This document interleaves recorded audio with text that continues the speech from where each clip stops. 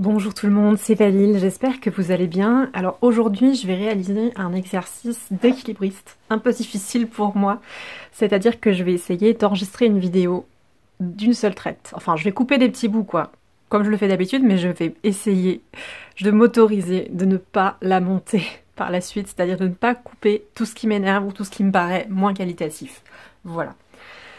Le sujet, il est là, il est sous nos yeux. Je vais présenter cet oracle aujourd'hui et je vais également m'autoriser une deuxième chose, oh là là, extraordinaire, c'est que je n'ai donc, comme d'habitude, pas préparé, mais c'est surtout que je vais vraiment improviser le contenu. J'ai pas un truc à dire en particulier en fait aujourd'hui, je viens juste de le recevoir, je n'ai pas encore pratiqué avec, mais j'étais tellement contente de l'avoir, de le trouver celui-là que j'avais envie d'en parler en fait, tout simplement. Donc, on va faire un format qui va être un peu mixte.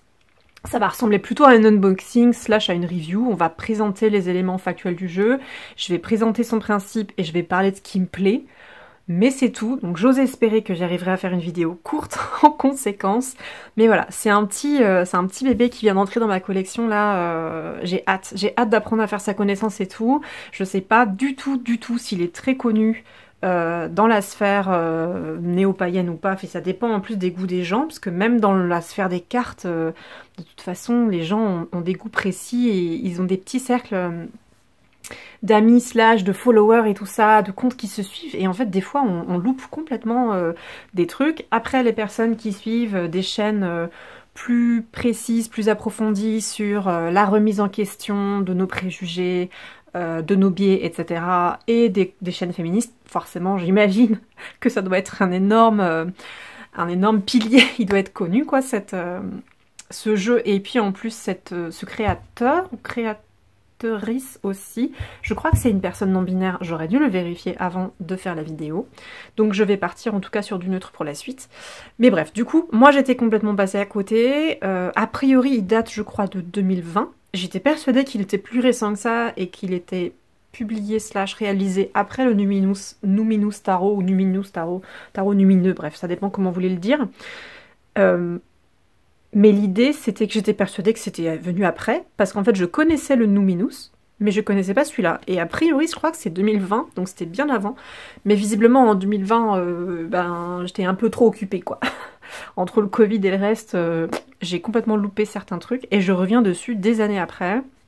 Et surtout là, je reviens dans une période où je vais doucement essayer de recreuser mes goûts tarotiques, surtout mes perceptions aussi, les liens entre plutôt mon animisme, enfin ma religion, ma spiritualité, mes relations divines et esprit, avec les jeux pour voir qui match avec quoi. Enfin, j'ai plein de trucs que j'ai envie d'explorer, en plus de vouloir explorer aussi parfois le côté purement esthétique, hein, parce que j'aime aussi les tarots en tant que bel objet, j'aime aussi avoir la collection de création d'une créatrice en fait comme ça permet d'avoir un peu comme des petits tableaux chez soi, à un prix qui est quand même plus abordable que des tableaux originaux ou que des prints, en tout cas des prints de bonne qualité. Donc, bref, je m'autorise tout ça. Et là, je rattrape en l'occurrence ce jeu sur lequel j'étais complètement à la ramasse et j'étais passée à côté. Donc, je l'ai pris, au passage, je précise aussi, c'est un jeu d'import.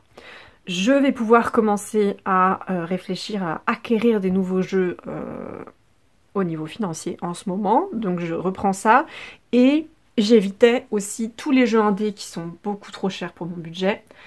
C'était juste pas possible, et j'évitais les imports puisque les imports c'est l'achat du jeu au départ, la taxe sur le taux de conversion par nos banques, c'est les frais de port très élevés pour l'Europe, c'est la taxe à la douane ensuite avec la petite surprise à la fin, donc ça me plaisait pas des masses, ça fait un surcoût, je veux dire que je pouvais pas encaisser, voilà, de toute façon j'avais arrêté d'acquérir au ralenti énormément les tarots ces dernières années. Et il se trouve qu'entre-temps, le Roi de Coupe a continué son activité et l'a même développé. Le Roi de Coupe étant devenu le Salon des Arcanes, le Salon des Arcanes nous propose donc des tarots indépendants, importés, depuis chez nous, et du coup on peut commander en France avec des frais de port français, avec une absence de taxes déjà amortie sur le prix. Donc ça, j'imagine que les personnes qui suivent l'actualité en tout cas du tarot doivent déjà connaître la boutique du Roi de Coupe, enfin du Roi de Coupe du coup, pardon, de Nicolas qui est devenu le Salon des Arcanes. Mais dans le doute, ne pas partir du principe que tout le monde sait, je remets ça là. Et donc je le remercie pour ses imports de jeux, après tout, d'horizons quand même un peu variés au niveau esthétique et puis au niveau des créatrices aussi. Donc j'ai pris ce petit jeu, j'allais dire petit livre, lapsus, j'adore sa forme. En fait, donc, le créateur, la créatrice, je sais jamais comment on le prononce au neutre, en tout cas c'est permis de faire une boîte qui soit une boîte très compacte. Vraiment, il n'y a pas de place, il n'y a pas un pet d'air, vous allez voir, il n'y a rien qui dépasse, ce que je trouve cool. Donc on a un jeu qui reste très portatif. Honnêtement, ça pourrait se glisser dans un sac si j'étais pas complètement flippée de le rayer et de l'abîmer, ou de le glisser dans une petite pochette en tissu, puis dans un sac. J'aime le côté, on ne gaspille pas. Vous avez des ressources, comme souvent, ni en imprimerie, ni en carton, ni en rien. Mais même avec cette bosse, très compacte et modeste, j'allais dire, bah il lui a quand même donné, voilà, il a trouvé un manufacteur qui lui permette de créer cette forme de livre. Donc vous allez voir en fait la partie qui est ici, elle est pleine, et donc l'intérieur c'est comme une boîte en fait rectangulaire standard, hein. Il n'y a pas de problème. Pour les personnes qui se demandaient aussi, c'est pas marqué là, mais c'est marqué dans le livret, vous allez voir, c'est imprimé en Chine. Donc pour les personnes pour qui ça compte, sachez-le. Moi je sais qu'à l'heure actuelle au niveau de l'impression c'est très très difficile de se passer de la Chine. Notamment pour les auteuristes indépendants, au niveau des coûts, c'est compliqué. Donc personnellement, j'alterne, hein. Si je pouvais passer mon temps à n'acheter des jeux, par exemple, que au groupe, au duo de Three Trees Tarot, donc le tarot des 3 arbres, en gros c'est un site, c'est une créatrice et un auteur qui se sont associés pour faire des jeux, beaucoup des tarots, même s'il y a un oracle qui est sorti l'année dernière ou l'année d'avant. Bref, c'est complètement sustainable, donc c'est complètement écologique, dans une imprimerie verte, zéro carbone, des encres écologiques, du papier écologique, de la qualité phénoménale, etc. Pas de book, pas de livre pour aller avec les cartes, donc minimaliste au possible. Mais tout le monde ne fait pas ça, tout le monde ne peut pas non plus le faire, même si en fait au final, ben, parfois c'est possible. Donc c'est bien de privilégier ou d'encourager les gens qui font ça. Mais voilà, il y a aussi des emprunts, d'achats en Chine. Voilà, j'assume ça, difficile de se passer de sang, et notamment aussi pour le mass market. De toute façon, quand on n'a plus un rond, comme c'était mon cas, ben, on se replie quand même sur les mass market, hein, parce que l'indé, ça plane, quoi. Le prix des tarots, c'est devenu... c'est quand même devenu un objet assez coûteux, à moins de prendre uniquement de la seconde main. Dans le neuf, voilà, ça a un coût, quoi, on se sait. Donc, j'ai pris ce truc, j'ai pris ce jeu, qui a quand même ce petit défaut-là sur ma boîte à moi. Je sais pas comment ça se fait, là. Il a tendance à mal se fermer, ici. Donc, est-ce que c'est un défaut de fabrication, ou j'ai eu pas de bol et les autres ne le font pas? Est-ce que la conception chinoise a fait une erreur de calcul ou quoi, et a merdé dans ce rabat? Moi, ça me stresse un peu, là. Il est en biais, il est pas droit, ça ferme pas complètement. Mais par contre, l'avantage, c'est que l'aimant, il est d'une qualité extra. C'est super, super fort. Je sais pas s'il va s'abîmer à l'usage, mais je dois vraiment pousser pour ouvrir la boîte. Ça, c'était très drôle, je voulais vous le dire. Comme je disais, j'aime beaucoup, beaucoup, beaucoup son caractère compact aussi. Ça, vraiment, pour moi, c'était trop, trop chouette. Et donc, je l'avais dit, on ouvre. Il y a ici quelque chose... Moi, je m'étais quand même posé la question, c'est ce que je disais, pourquoi l'ex libris, il est pas centré? Donc, est-ce que j'ai une erreur sur mon deck? Je ne sais plus. J'ai vu des gens, j'ai regardé des reviews avant de l'acheter. Il y a des gens qui ont ouvert la boîte sous mes yeux, et je sais plus si l'ex libris était centré ou pas. Quand je dis que j'ai des problèmes de mémoire, c'est pas pour rien. Là, ça date d'il y a pas longtemps, c'était il y a peut-être 2 semaines, quoi. Aucun souvenir, bref. Donc ça, pour moi, c'est plutôt une erreur de facture. Ça devrait être calculé, l'ex libris il devrait être centré, donc ça tend à m'indiquer que c'est peut-être quand même une qualité moindre, avec des petits défauts. Alors c'est toujours un peu délicat de parler de ça, parce que d'un côté, la Chine proposait souvent des choses moins chères, et donc de moins bonne qualité, c'était factuel, ça fait des années que c'est comme ça, puisque la Chine est notre producteur qui permet de toute façon réduire les coûts, etc., les délocalisations massives dans toutes les industries, on se sait. Dans quelle mesure est-ce que c'est devenu un cliché d'entretenir ça? Parce que j'ai aussi vu des jeux, mais somptueux, magnifiques au niveau de la qualité, qui sont imprimés en Chine, donc. Tous les Chinois ne font pas du mauvais travail. Toutes les entreprises chinoises ne sont pas des escrocs, etc. Il faut faire attention à ça. On peut très très vite tomber dans la généralisation, et ça a été remarqué dans la sphère tarot, justement, il y a quelques années. Ça peut aussi être du racisme anti-chinois où il y a un terme sino quelque chose. En anglais, j'ai oublié le terme là. Bref. Attention avec ça. Mais là, je me demande quand même, voilà, est-ce que c'est une entreprise de moins bonne qualité en Chine et du coup, il y a des erreurs de manufacture, il y a mon rabat qui est foiré et là, il y a ça qui est pas centré. Ça me stresse visuellement, mais est-ce que c'est grave? Non. Quand je l'ouvre, donc, alors attendez, évidemment, j'allais dire, est-ce que le papier va jusqu'au fond? Non. Ça aurait pu être sympa d'avoir, vu que c'est censé imiter un livre, d'avoir le... Ça a un nom, ça. Ce papier de couverture, il aurait pu être également dedans. Bon, il y est pas. Est-ce que c'est grave? Non. Donc voilà, vous aurez la boîte sous toutes ses coutures. On a ici une couleur jaune pâle qui ne fait pas mal aux yeux. Et on a les pages, le simili-page qui est avec un autocollant qui est donc à moitié débordant ici et collé de chaque côté de la boîte. Voilà, c'est tout. Et donc, comme dit, tout ça sort de la boîte et il n'y avait pas un pet d'espèce livre. C'était très bien maintenu, ça ballottait pas a priori. Peut-être le livre, j'ai un doute. En tout cas, voilà. Au niveau du reste, j'ai pas de remarques, vous voyez, j'allais dire de qualité matérielle. Il y a des qualités d'impression, mais ça c'est quand même assez courant et normalement, en tout cas nous en Europe, on fait des BAT pour ça. Donc BAT c'est un terme technique pour les pré-impressions, le travail en pré-impression, pour repérer les erreurs et les corriger. Bon là c'est pas ouf. Par exemple, ici, vous voyez, le cadre il est pas centré. Il y a une bordure ici blanche qui est beaucoup plus faible que de l'autre côté. Je trouve ça dommage. C'est pareil, ça me semble dire qu'au niveau de l'impression, c'est un peu bâclé, c'est un peu dommage. Est-ce que c'était le cas dès le départ sur les premières impressions ou est-ce que c'est le cas uniquement sur la mienne? Parce que, encore une fois, il y a eu l'impression 2020. Il y a eu combien d'impressions depuis? Est-ce que c'est le même j'allais dire printer, le même éditeur? Je sais pas, le même imprimeur? Je sais pas. Bon, ici, je viens de voir que ça s'était décollé. Alors, est-ce qu'on le voit à ma caméra, là? Il y a un petit... Ouais, là, on le voit. Vous voyez? Voilà, ça s'est ouvert, là. Ça s'est très légèrement déchiré.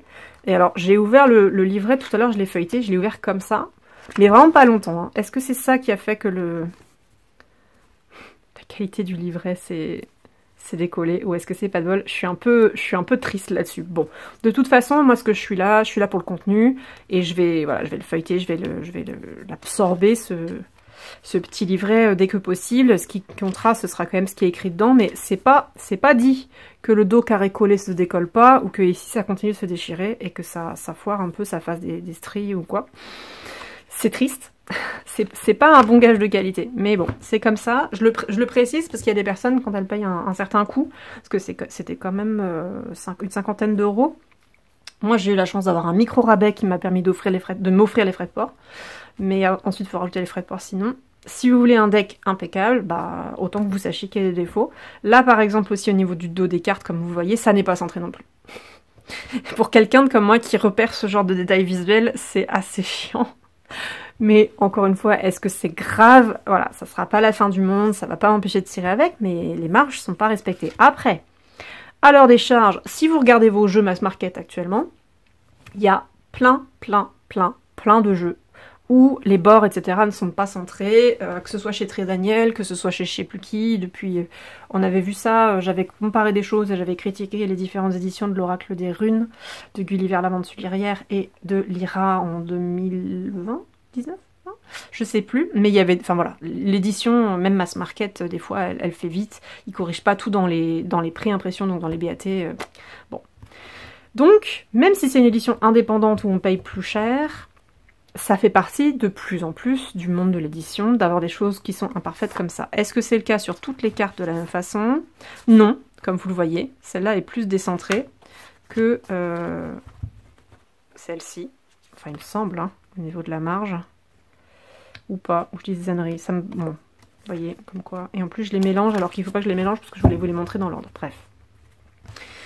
Je ne montrerai peut-être pas les cartes au final. Au niveau de la matérialité, on est sur un truc texturé. Donc je pense que c'est ce qui s'appelle bien du linen, parce que mon Herb Crafter, il est comme ça. Et donc c'est ces petits motifs. Alors est-ce qu'on va les voir? C'est comme des stries en fait sur le papier. Oui voilà, là je l'ai bien. Avec le reflet de lumière, on le voit. Donc le papier n'est pas lisse, il est granuleux comme ça. Il a un côté que je trouve un peu imperméable aux doigts. Ça a l'air de pas accrocher la graisse, etc. comme d'autres papiers qui sont plus mat et qui sont absorbants. Il est mat par ailleurs, ce linen. Il n'est pas glossy ni rien. Il a un bon bruit. il est souple, mais il est quand même pas complètement... Enfin, il se tord pas complètement, il reste un petit peu en place. Pour les personnes pour qui ça compte. Moi j'aime bien son bruit là, je le mélangeais tout à l'heure. Et la seule chose qui m'a perturbée, c'est que je me rappelle pas que le linen du Herbcrafter me fasse ça. Il a un reflet, en fait. Quand je regarde l'image, il y a comme un voile blanc qui accroche la lumière et qui me cache un peu l'image. Ça, c'était nouveau pour moi. Encore une fois, j'avais regardé des trucs en ligne, donc j'avais regardé les illustrations originales. Donc peut-être qu'il y a aussi le fait que les illustrations originales sur le site de l'auteurice, il me semble qu'elles y sont. Est-ce que auteurice compte comme du féminin ou comme du neutre? Je crois que c'est du neutre. Du créateurice en tout cas. Pareillement. Excusez-moi, je perds mes mots. Ah, j'ai essayé de pas faire ça pour la vidéo à ne pas couper, mais c'est pas grave. J'enchaîne. Donc j'avais vu les illustrations originales, enfin originales dans leur version numérique, hein, mais tout est accessible en ligne sur le site si vous voulez vous donner une idée de si le jeu va vous plaire ou pas. C'est comme ça que j'ai fait, j'avais pris du temps, j'ai laissé des semaines passer, mais j'ai tout regardé de A à Z sur le site. Je trouve ça vraiment cool de rendre à disposition l'intégralité du jeu comme ça, pour voir si oui ou non il y a des choses qui ne nous plaisent pas, si ça va coincer, s'il y a des choses qui nous manquent. En revanche, je pense que c'est important de compléter par des vidéos de review en bonne qualité pour se rendre compte de la texture des cartes et de ce que la texture fait à l'image, qui la rend moins contrastée, moins pigmentée, et la question de ce petit voile blanc. Parce que vraiment, est-ce que j'en ai pas une devant moi là? Ouais. Le Herbcrafter... Ah bah non, c'est pas du linen, j'ai dit une bêtise. Ah bah vous voyez, je me suis trompée. C'est pas du linen, donc je ne sais plus quelle image je pourrais avoir. Je vais pas l'avoir sous les yeux. Je crois que le Literary Witches, c'était du linen. J'en ai d'autres, hein, mais en tout cas, j'avais pas souvenir d'avoir autant de difficultés d'accès à l'image. Donc il faudra que je la fasse se jouer comme ça pour lui supprimer son reflet, qui est pas un reflet glossy, qui est un reflet de la texture linen. Très, très difficile à expliquer. J'ai pas entendu ce problème-là avant, donc je sais pas s'il y a un terme technique pour, mais en tout cas, voilà, je voulais vous prévenir. Au niveau de la thématique, il faut que je le dise aussi, c'est illustré et tiré d'un ouvrage, en fait, de... Il n'y a pas le nom de l'auteur. Ah, il a mis que le nom du jeu. Ça alors? Ah bah c'est un peu dommage. Donc, l'auteurice est... Donc, je vous lis à la française. Hein. Cedar MacLeod, qui, il me semble, est une personne non-binaire. Et donc, c'est également une personne qui écrit de la fiction. Et donc il y a une histoire qui a été écrite sur le thématique d'une bibliothèque un peu magique, avec une histoire un peu fantastique comme ça, et des personnages qui apprennent à faire lien, et puis il y a des conflits, il y a une résolution à la fin. Et ça, c'est tiré en fait de son œuvre de fiction. Donc les personnages en fait ont des noms, ils ont une histoire, pour les personnes qui aiment bien croiser les médiums. Croiser le jeu, croiser une fiction, ou croiser un jeu, croiser une série, etc. Sachez-le. Ça pourrait aussi aider peut-être certaines personnes à rentrer dedans, si vous avez du mal à relationner avec le jeu, ou il y a des personnages que vous sentez moins. Peut-être qu'en lisant le récit, ça pourrait éclaircir des choses, ça pourrait peut-être aider. Moi, j'ai fait le choix de faire sans. J'ai trouvé que l'image me parlait totalement comme ça. Les mots-clés sont excellents. Enfin, de toute façon, j'ai trouvé que globalement, cette auteurice, elle était brillante. Vraiment, c'est... J'aurais du mal à résumer ça en vidéo. Pourquoi? Il me faudrait des exemples à la clé, ce serait probablement le sujet d'une autre vidéo, mais son travail d'écriture d'oracle et son travail de réécriture de tarot aussi, à la fois visuellement, au niveau des mots-clés, au niveau de la tradition, vraiment c'est hyper cool. Et donc là, sur ce... et fin, intelligent, mais je vais essayer de me centrer déjà sur cet oracle-là. Donc ça me parlait de base, j'ai fait le choix de ne pas aller vers le récit. De mon côté, pour la petite histoire, en fait, ça me parle de certaines découvertes que j'ai faites au cours des, on va dire, peut-être ouais, 4 dernières années, 4, ouais, je pense 4. Je sais plus exactement quand j'ai commencé, mais probablement 2020. J'ai découvert l'univers du webtoon parce que comme j'ai de plus en plus de problèmes cognitifs et de difficultés à lire, voire une impossibilité à la lecture, quelqu'un m'a introduit à webtoon en me disant est-ce que tu n'aurais pas moins de mal si c'était visuel et si tu avais peu de texte, et donc format BD, manga, etc. Et donc j'ai lu des webtoons, et les premiers webtoons que j'ai lus étaient des webtoons qu'on m'avait conseillés, qui sont des webtoons queer. Et donc j'ai eu la joie de découvrir des récits queer, c'était très très plaisant. Et il y avait une vague à ce moment-là de différents différentes choses qui étaient publicisées, qui étaient conseillées à la fois en ligne sur des blogs ou à l'intérieur de l'application, parce que Webtoon c'est aussi une application, c'est un format d'écriture, un format série, un format manga, etc. Mais c'est aussi le nom de l'application du coup. Et dans l'application, il y a des choses qui sont référées, qui sont mises en avant. Et à cette période-là, j'ai eu l'impression que ce qui était mis en avant, c'était des récits d'une nature un peu similaire. Donc queer, assez bienveillant, assez dans la réflexion sur les traumas et tout un tas de choses, et l'aspect un peu résolution des conflits, des histoires. Et ça m'a rappelé ça. Quand j'ai découvert le Threadbound Oracle, vraiment ça m'a rappelé ce type d'univers. Très coloré, très positif, avec des personnages qui sont bien développés, il n'y a pas vraiment des espèces de personnages secondaires pas creusés, donc il n'y en a pas forcément beaucoup, mais du coup ils sont quand même tous incarnés, ils sont intéressants, etc. C'est vraiment chouette. J'ai retrouvé ça, et j'ai retrouvé ça dans les mots-clés. Donc c'est pour ça, j'ai pas acheté cette fiction, parce que j'ai considéré que le jeu me parlait déjà d'un type d'univers, d'un type de fiction, de choses qui me parlent, et je trouvais les mots-clés intéressants, importants à utiliser en... Je me rends compte que je vous montre pas le jeu. Ça illustre encore une fois que je suis pas capable de faire deux choses en même temps. Je peux pas vous montrer les cartes et parler d'autre chose. Je n'arrive pas. Navré pour ça. Donc c'est plus là un podcast qu'une vidéo, mais je vais essayer d'y passer après. Donc je remonte ma pensée, je me recentre. J'ai trouvé que les mots-clés en fait étaient largement exploitables en dehors de son histoire, évidemment, sinon je l'aurais pas pris. Et ça me parlait de tirages à la fois relationnels, création de projets, de choses vraiment introspectives, de choses plus rapport avec le monde, avec les autres. Je me suis dit ça devrait être utilisable dans plein de choses. J'ai trouvé que c'était aussi très complet au niveau des mots-clés. En fait, il choisit un peu comme un archétype. Donc il y a un travail sur la narrativité, sur la narration, mais sous l'archétype, il y a des mots-clés qui peuvent envoyer en fait dans des directions différentes. Et du coup, comme on a au moins 3 possibilités par mot-clé, sachant que nous, évidemment, en tant que lectrice, on peut en rajouter des tonnes d'autres, bah, ça écarte, ça ouvre, ça ouvre, ça rend le jeu assez vaste pour le répondre à des tas de types de personnes et à des tas de types de sujets. Et j'avais vraiment envie de le tester, donc comme dit pour l'instant, j'ai pas pu le faire, mais je trouvais ça marquant, je trouvais ça pertinent. Donc je vais tester sa pertinence. Au niveau de son utilisation, donc comme dit, moi je vais l'utiliser plutôt comme mes autres oracles, en divinatoire, en introspectif, en spirituel, aussi pour contacter des entités, puisque je suis animiste et polythéiste, pour relationner, peut-être en sortie aussi en extérieur, on va voir.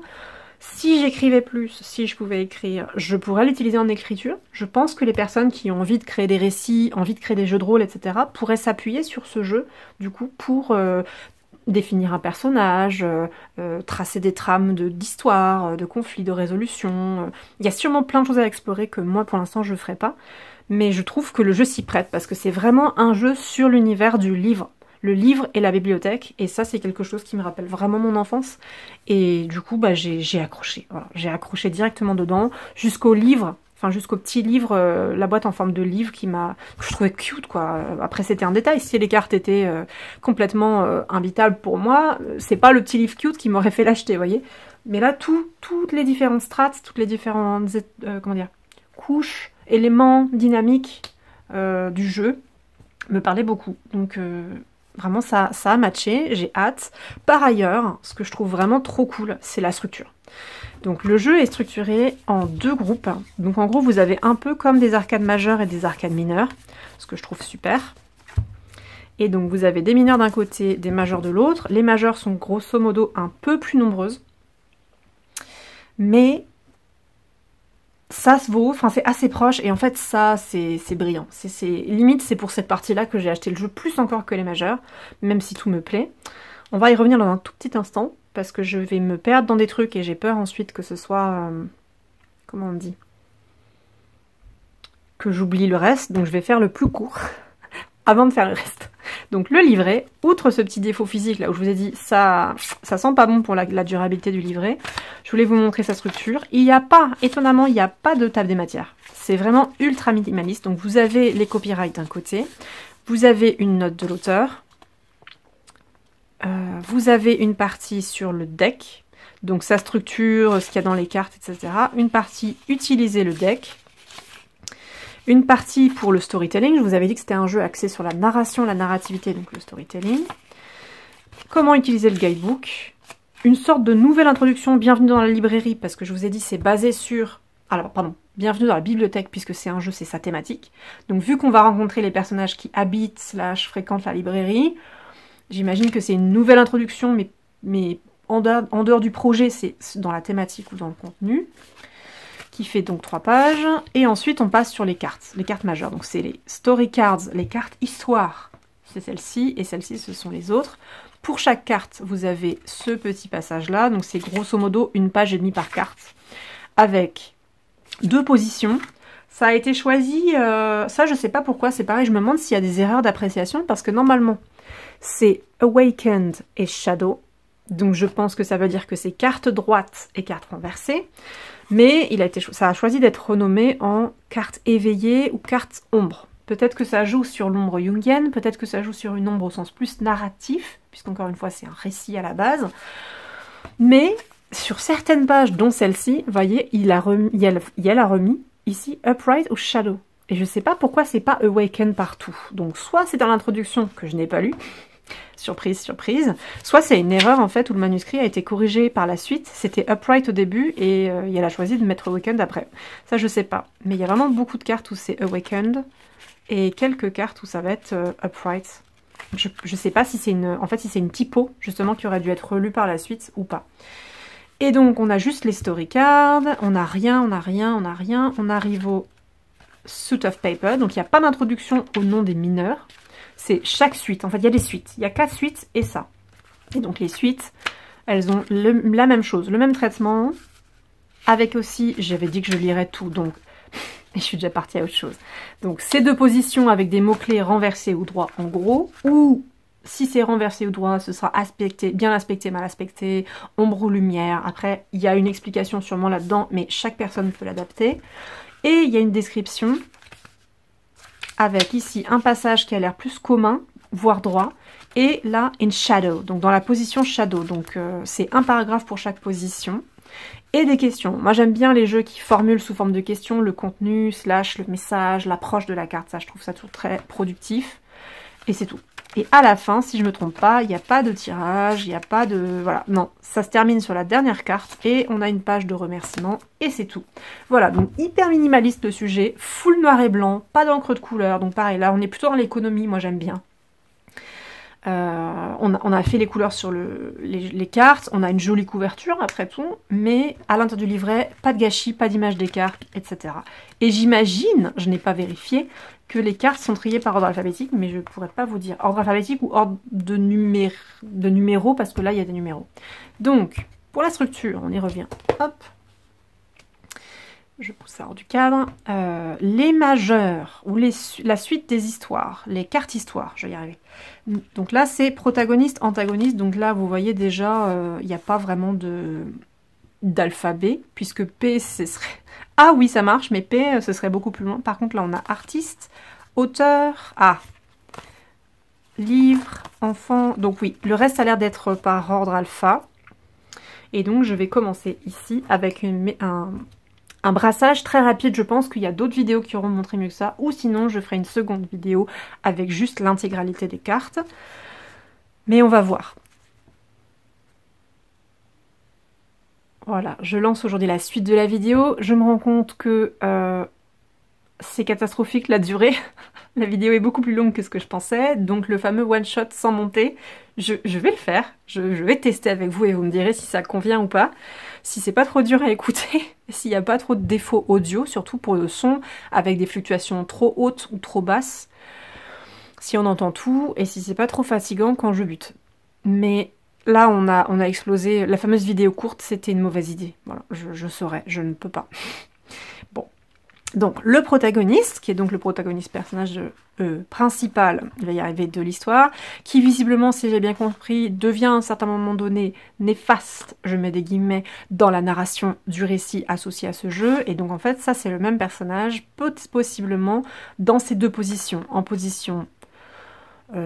j'allais dire normale, mais bien évidemment c'est un terme à éviter, en position commune, en position de départ, en position neutre, et le personnage dans sa position néfaste, j'ai mis ça comme ça, avec un noir et blanc, une inversion du personnage au bas, et si vous regardez du coup le fait de le voir de dos plutôt que de face, j'ai trouvé ça aussi intéressant. La seule chose, j'avais dit que c'était peut-être le même perso, mais là les cheveux sont blanchis. Ça m'avait pas gêné, je me suis dit peut-être que c'est une forme de transformation vers la vieillesse, pourquoi pas. Mais je viens de voir que la peau était blanche. Si la peau est blanche, ça peut pas être le même personnage. C'est effectivement un autre. Et pour les personnes qui ont le jeu et qui ont du mal avec les dictionnaires ou quoi, ou qui sont pas sûres d'elle éventuellement, n'hésitez pas à me laisser des commentaires si vous avez envie de réfléchir à comment traduire certains mots-clés. Bon voilà, je pose la proposition ici. Ici on a l'artiste, avec la créativité, l'ingénuité. Ingénu, ça se dit en français, mais est-ce que c'est le fait d'être authentique ou est-ce que c'est un rapport à l'innocence, je ne sais plus, et le travail. Donc vous voyez, on peut partir quand même dans des directions différentes parce que le travail déjà, c'est quand même vachement différent de la créativité. Donc en tirage, ça peut bien marcher. Donc ici, auteur, auteurice, avec un design un peu minimaliste, c'est autant la spiritualité, la dévotion et les grands pouvoirs, parce que comme on est dans un récit fantasy, dans un récit magique, en fait, la figure de l'auteurice est une figure qui a le pouvoir de création. Donc ça, c'est intéressant parce que sur un jeu avec une thématique réaliste, on n'aurait pas eu ça comme terme, comme mot-clé, mais là, ça marche. Donc autant la dévotion, je pense à son travail, l'idée d'être soigneux, on peut aller dans ces directions, mais les pouvoirs et la spiritualité, ça nous tire vers du domaine magique, ce qui peut être intéressant. Et comme je le disais, voilà, c'est pour ça que les 3 mots-clés, il n'y en a que 3, il y en a peut-être d'autres dans le livret, en fonction des petits paragraphes qu'on a vus, mais ça permet vraiment de la variété, je trouve. Et j'ai l'impression que le jeu pourrait répondre à des thématiques très étendues. Le livre, vu que c'est un jeu sur la bibliothèque et le livre, c'est ce que je disais, ce serait quand même une carte qui serait vachement importante dans le jeu, au centre de tous les personnages, au centre du lieu, au centre des activités. Donc ici, ce sera l'identité, la conscience et le fait de manifester. Avec quelque chose avec la question de l'arbre, est-ce qu'on est sur les évocations. Vous voyez, chaque personne peut y voir ce qu'elle veut, hein, mais sur l'arbre monde, est-ce qu'on pense à certains piliers de représentation du Moyen-Âge où il y avait des bibles, en fait, qui étaient présentées comme ça sur des... Ça a un nom sur des lutrins, des choses comme ça. Ici, est-ce que ça évoque des vitraux? Est-ce que c'est juste moi? Moi, je trouve qu'il y a une tonalité un peu juive dans la représentation de ce tome. Ça me fait penser à des Torahs, personnellement. Mais ce serait à vérifier. Donc voilà, je vais essayer de ne pas prendre trop du temps. L'enfant qui a des termes qui sont logiques par rapport à ce qu'on connaît dans le Petit Lot Normand et dans des tas d'autres jeux. Mais j'ai bien aimé qu'on ait aussi une carte enfant et pas que des personnages adultes. C'est important en termes de représentation de personnages qu'on ait tous les âges, je trouve. Et on a autant la vulnérabilité, donc là on est sur quelque chose de plus interne, émotionnel, / un état, les besoins et le potentiel. Donc c'est quand même 3 directions qui sont au-delà de juste l'enfant, vous voyez. C'est pas forcément l'innocence, c'est pas forcément le début aussi, ça aurait pu être comme le fou, ça aurait pu être comme certaines choses. C'est pas non plus l'absence d'expérience. Là, je trouve que c'est intéressant d'avoir mis le potentiel plutôt que, vous voyez, le côté on n'a pas encore l'expérience, on est immature. Les mots-clés sont moins négatifs, ou ils sont plus, je sais pas, je les trouve plus intéressants que ce qu'on peut voir d'habitude. Et encore une fois, ils vont dans une direction bien différente pour rendre les lectures chouettes. J'en ai pas encore une troisième là, non.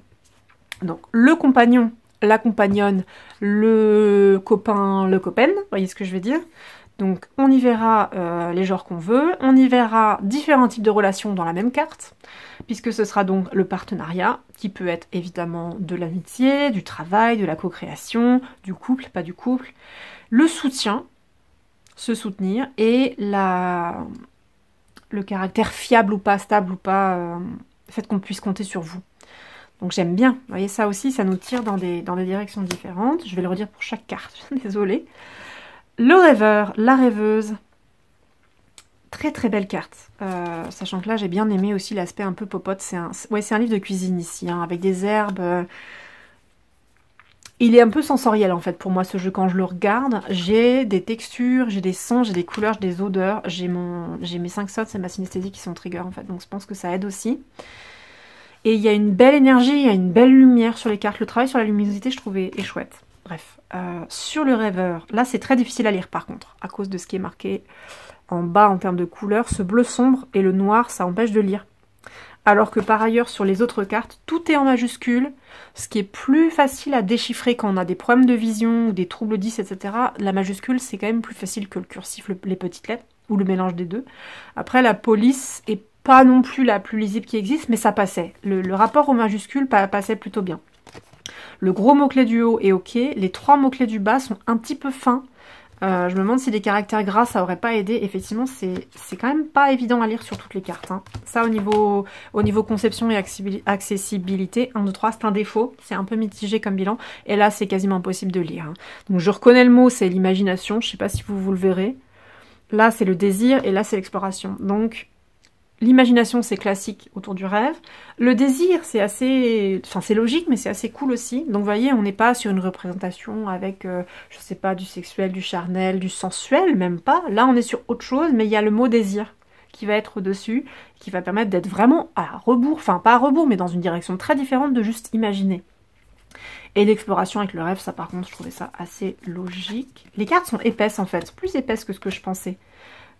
C'est plutôt... Est-ce que c'est léger? Je sais pas. Je verrai après avec l'ensemble du paquet. Mais elles sont un peu collantes pour l'instant. Est-ce que c'est parce que j'ai du mal à les prendre en main? Est-ce que c'est parce que c'est la première fois que je les sors du paquet? C'est pas forcément une texture facile d'accès. Ça colle un petit peu, ça glisse pas forcément ouf. Je précise. Donc là, on a la danse avec la confiance, le corps et la catharsis. Donc, effectivement, le fait d'avoir un partenaire de danse, de se faire confiance, de créer quelque chose ensemble, le rapport au corps, mais aussi le rapport à la catharsis qui serait valable sur plein d'autres cartes d'art, je pense, d'expression artistique. Bon, en tout cas, là, la catharsis a été choisie sur la danse, ce que je trouve assez chouette. Par ailleurs, au niveau visuel, si on enlève la danse, ce paysage nocturne, avec une montagne, avec ses auras dorées, avec un portail ici préhistorique de pierre levée, ça pourrait nous donner complètement autre chose en lecture intuitive. Hein.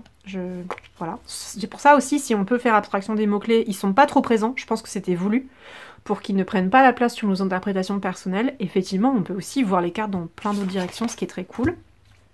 Là, on a la fin, qui était étonnamment, du coup, seule. Je veux dire seule, elle a un seul mot-clé, c'est la fin, un point. Très minimaliste, très symbolique, avec le couteau qui... Non, le ciseau qui coupe des fils. La famille, et alors là, on a quelque chose quand même de très chouette parce que on a des personnages de tout type, avec des représentations de tout type. Depuis le début, cette personne-là qui revient, puisque c'est les personnages du jeu, a quand même une représentation plutôt queer. C'est typé un peu queer non-binaire, ou trans, parce que certains non-binaires se considèrent trans, d'autres pas.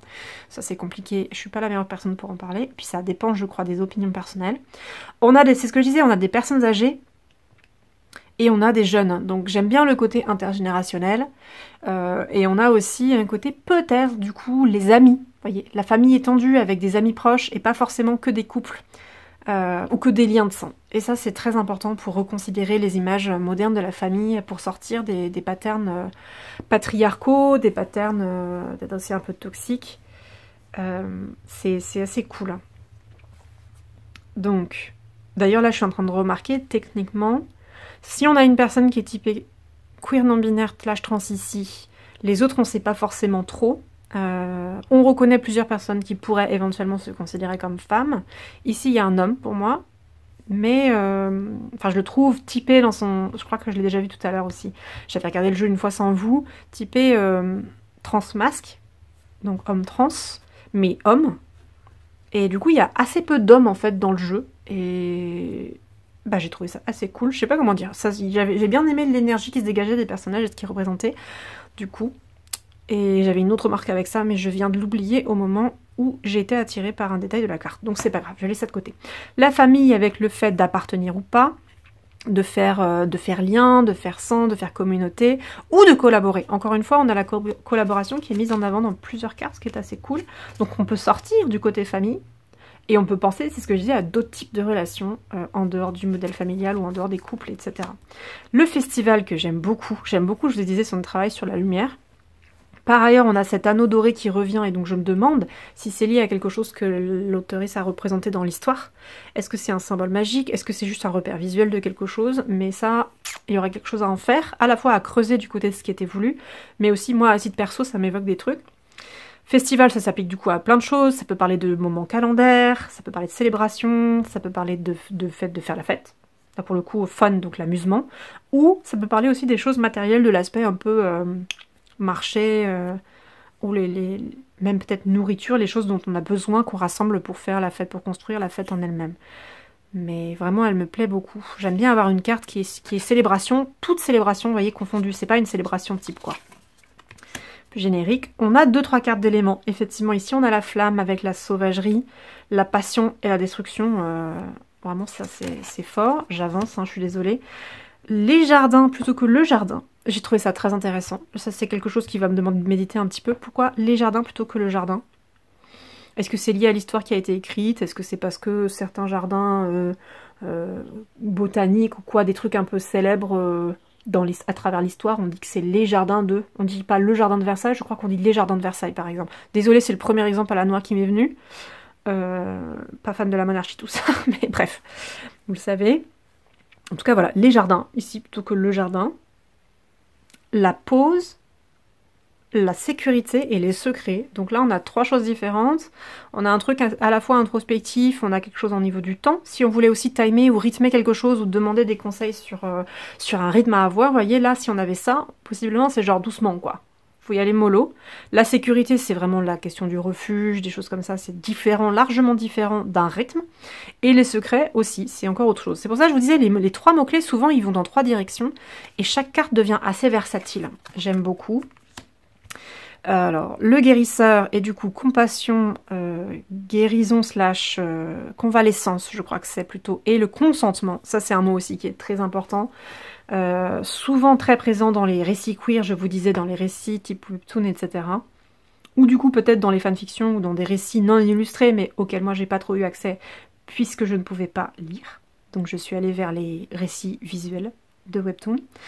Mais ça, c'est, vous voyez, ça, entre la compassion et le consentement, il y a quand même un fossé en termes de concept et ça nous amène ailleurs, quoi. Donc j'aime beaucoup.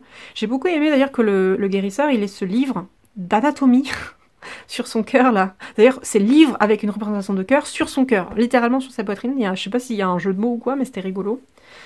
Et il y a ce cercle aussi à nouveau doré qui me semble représenter un soleil, un truc solaire, un peu comme sur le festival, mais je sais pas si c'est le cas ou pas, avec une canne qui est vraiment méga stylée. Au passage, j'ai oublié de vous le dire, mais il y a quand même, je crois, 2-3 représentations de choses handy dans ce jeu.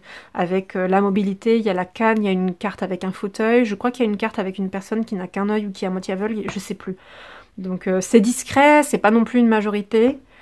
Mais ça existe. Il y a des corps un peu ronds à côté des corps très, je crois, secs. Il faudrait vérifier ça. Je suis pas sûre qu'il y ait des corps gros. C'est peut-être un peu insuffisant au niveau des corps gros, mais je note ça.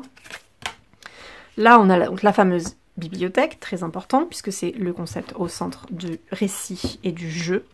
Et donc la bibliothèque, elle évoquera à la fois le savoir, les ressources et l'histoire. L'histoire comme concept, je pense qu'on peut y voir à la fois... Parce que ce serait story, en fait. Si c'était les histoires qu'on se raconte, c'est story. Si c'est history, c'est vraiment la discipline de l'histoire.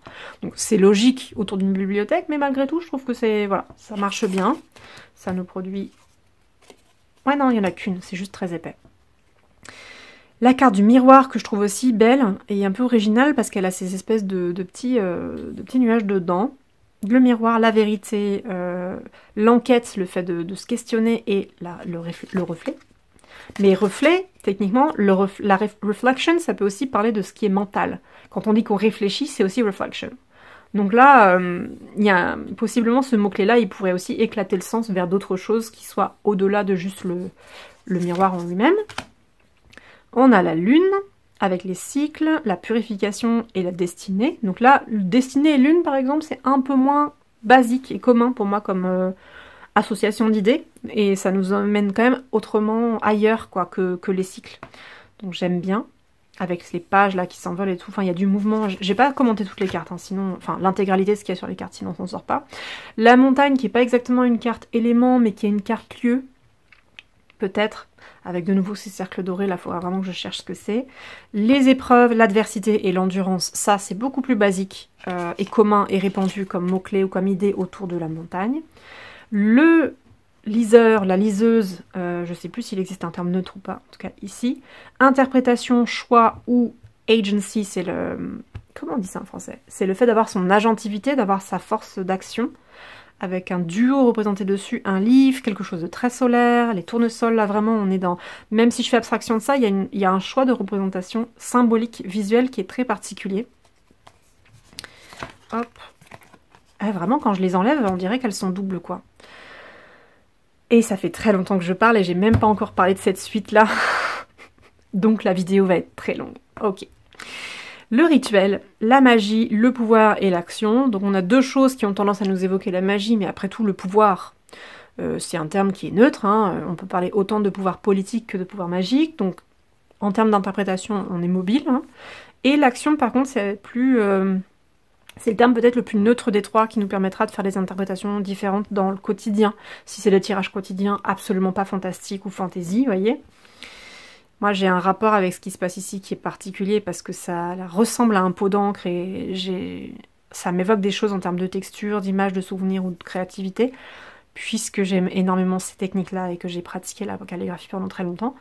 Ça fait aussi écho à ce qui se passera dans les suites suivantes, mais on n'y est pas. Donc, je mets ça de côté.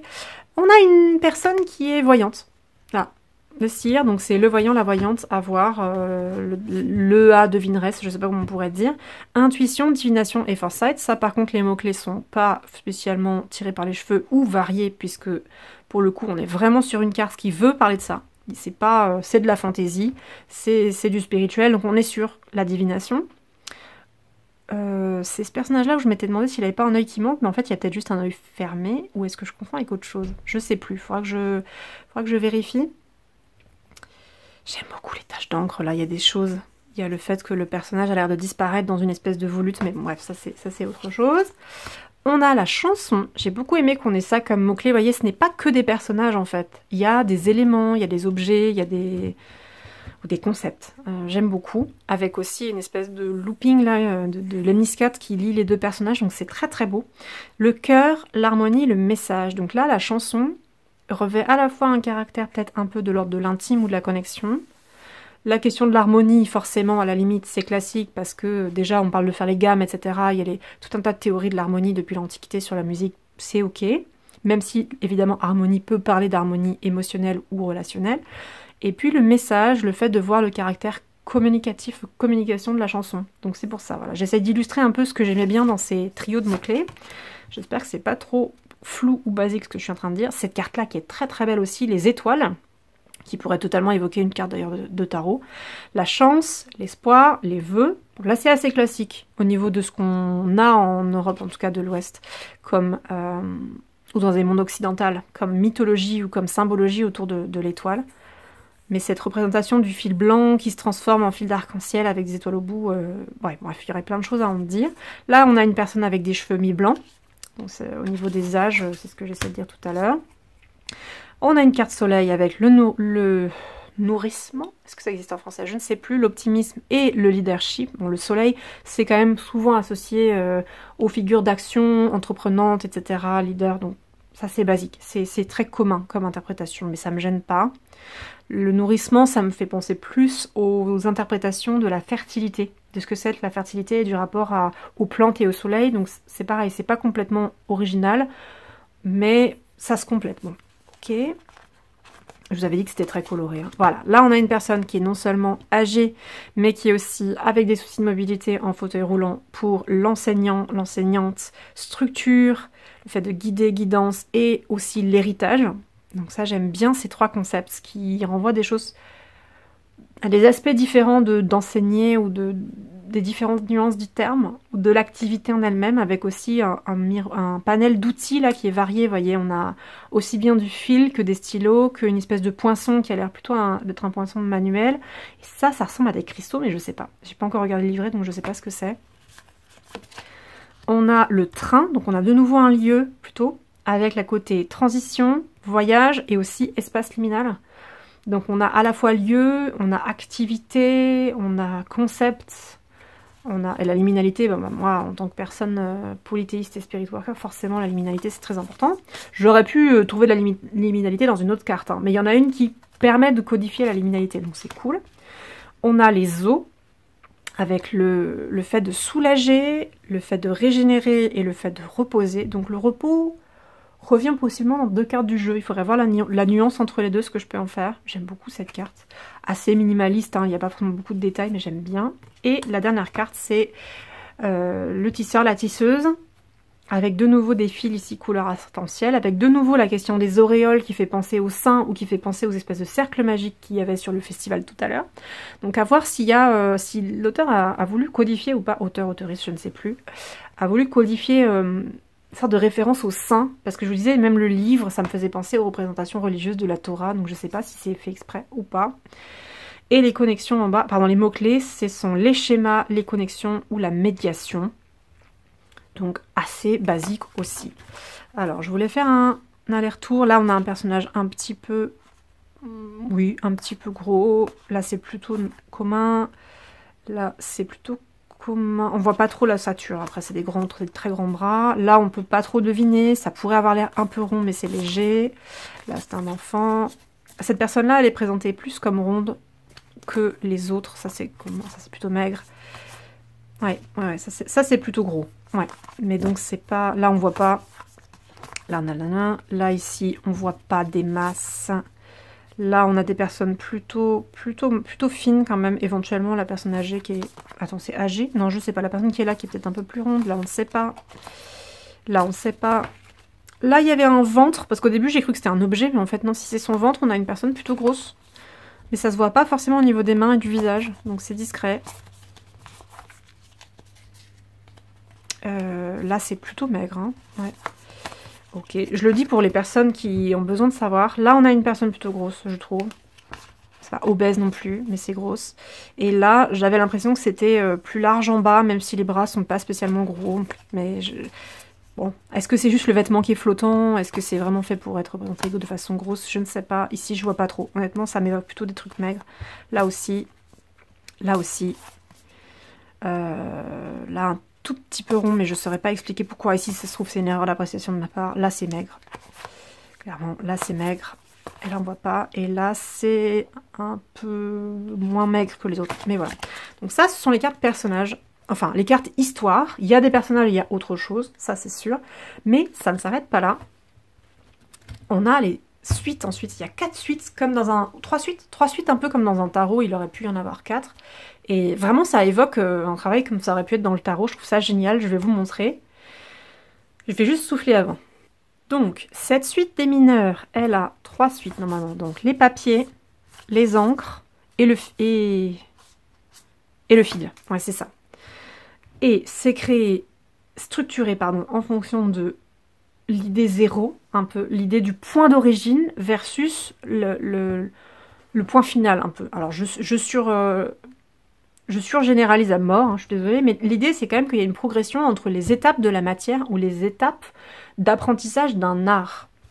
Et donc les 3 arts, les 3 disciplines qui sont représentées ici. Alors attendez, je vais les séparer, c'est pas évident. Donc il y a ça, ça colle, hein. Ouais, vraiment les cartes elles collent. Donc il y a vraiment As, donc c'est pour ça que je vous disais que ça me faisait penser à des mineurs de tarot, puisque c'est As, As, 2, 3, 4, 5 ou un truc comme ça. C'est juste que ça va pas jusqu'à 10 et c'est qu'on a 3 suites au lieu de 4. Mais ça fait vraiment penser à ça. Donc on a le papier, l'encre et le fil. Et donc en fait, chaque partie nous donne, je vais mettre ça en haut pour l'instant, nous donne une étape d'avancement ou un fragment d'une connaissance technique de ces arts, artisanat art. Donc là, l'as de papier, c'est la pulpe, l'état pulpe du papier, la malléabilité, l'aptitude et le côté versatile. 2, on a, je vais peut-être le mettre dans l'autre sens d'ailleurs. Donc là, l'étape 2, stage, c'est étape, oui c'est ça. On a la page dans son entier, option, décision et rêve. Donc là, les cartes sont très minimalistes, on a comme sur des mineurs dans l'illustré.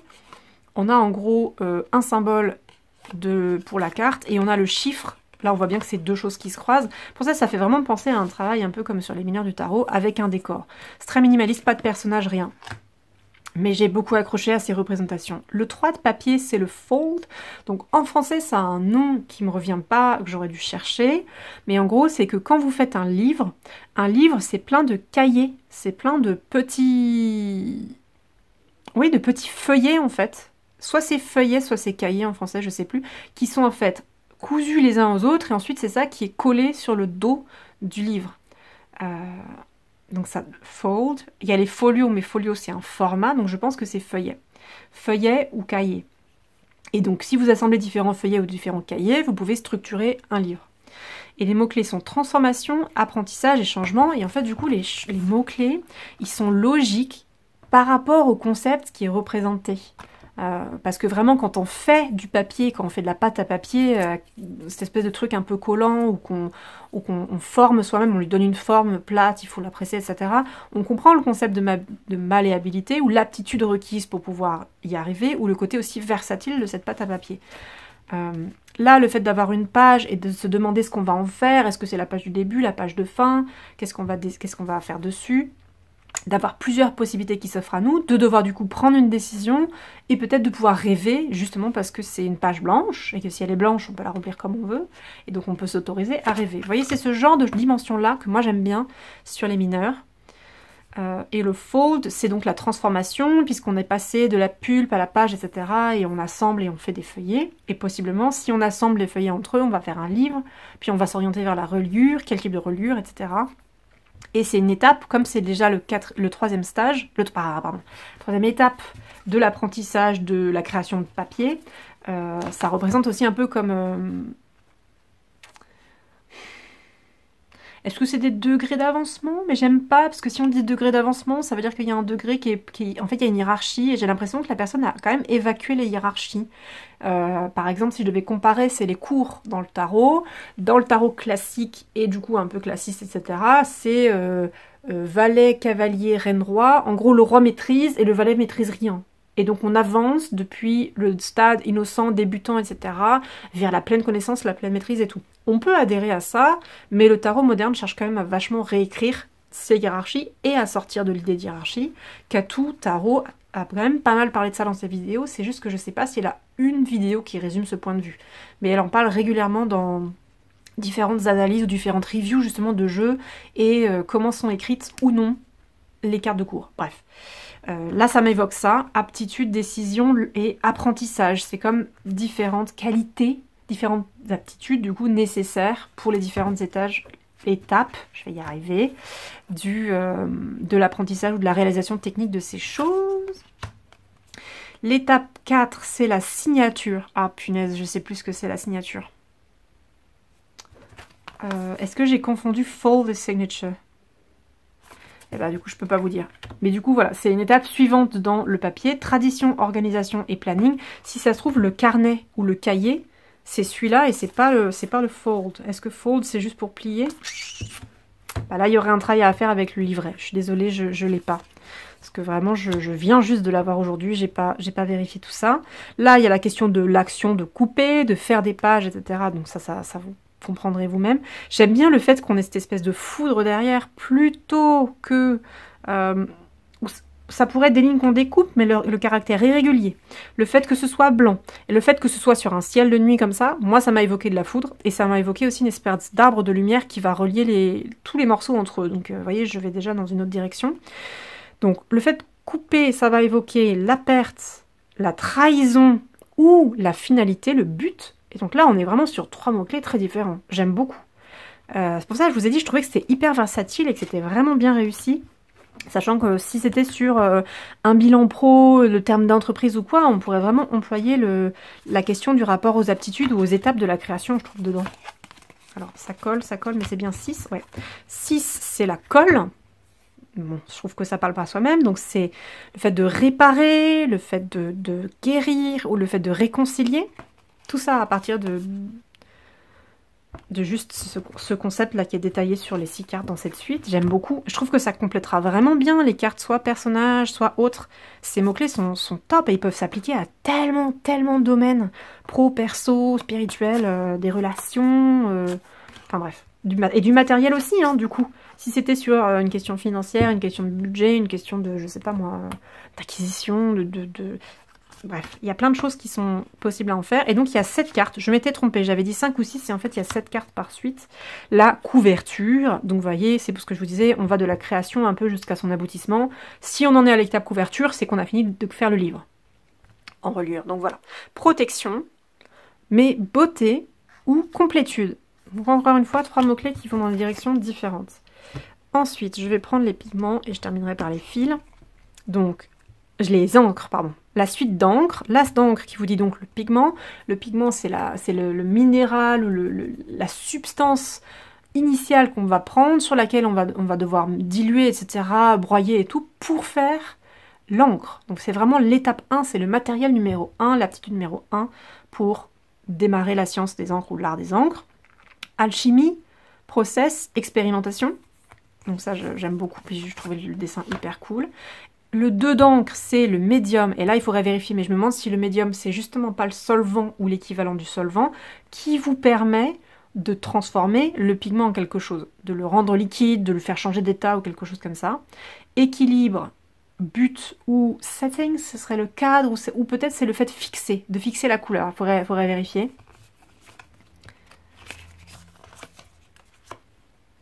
Le 3 d'encre, c'est le puits, mais il doit y avoir un terme technique en français pour ça, parce que je crois que j'ai entendu quelqu'un dire que, en fait, quand on utilise des encres ou quand on crée des encres, on a effectivement besoin d'un objet qui s'appelle le puits, et qui permet probablement de mélanger différents liquides ou quoi pour aller à une encre finale. Mais je suis pas sûre, donc ça serait à vérifier. Abondance, joie et le fait d'être plein de ressources. Là, c'est les 3 couleurs primaires aussi, vous regarderez bien, hein, c'est magenta, bleu et jaune, quoi. Et que tout ça se mélangera par rapport à la théorie des couleurs et tout, donc j'aime bien. Là, on a 4, le stylo. Donc c'est stylo, mais c'est ce qui va permettre à écrire. Mais vous voyez bien que c'est une plume, donc la plume, le stylo, vous pouvez traduire comme vous voulez. J'ai bien aimé aussi qu'on ait 4 jarres avec des couleurs différentes, avec des mots dedans, qui nous représentent à la fois le fait qu'on est dans la suite des encres, avec des encres différentes, mais qu'on est dans le fait d'écrire, on est à l'étape d'écriture là. Donc de tracer avec la substance de la suite, avec la discipline en question. Manifestation, communication, clarté. Donc pour moi, c'est 3 différents direction. Le 5, ah bah non, il est là. Le 5 d'encre, c'est le solvant. Donc si on a le solvant ici, quel est le concept sur le médium? Je sais plus. Il faudrait vérifier. Je suis en train d'embêter. Alors, des roses, du vert, c'est très naturaliste ici, c'est très étonnant. Est-ce que c'est parce que le solvant se trouve aussi dans la nature, un peu comme le pigment? Est-ce que c'est pour évoquer ça? Est-ce que c'est sur un système complètement différent? Ça évoque des trucs magiques? Est-ce que c'est lié à l'histoire qui a été rédigée, comme je disais, avec le jeu? Enfin, en amont du jeu, et que du coup ça renvoie à une scène en particulier? Je ne sais pas, mais pour moi, avoir des roses ici et avoir des plantes, c'était vraiment, vraiment particulier. On a un pentagramme, on a quelque chose de très graphique au milieu. C'est un peu différent des autres, je trouve, qui représentaient vraiment les pigments. Là, je ne sais pas quelle est la chose qui est censée nous représenter la matière de la suite. Quand on a les encres, le médium, l'outil qui est au milieu, ou la plume. Mais là, je ne sais pas trop. Je sais pas. Et donc, les erreurs, le pardon, plutôt, ou la compassion, ou le fait d'épargner quelque chose. Donc, peut-être que le solvant va...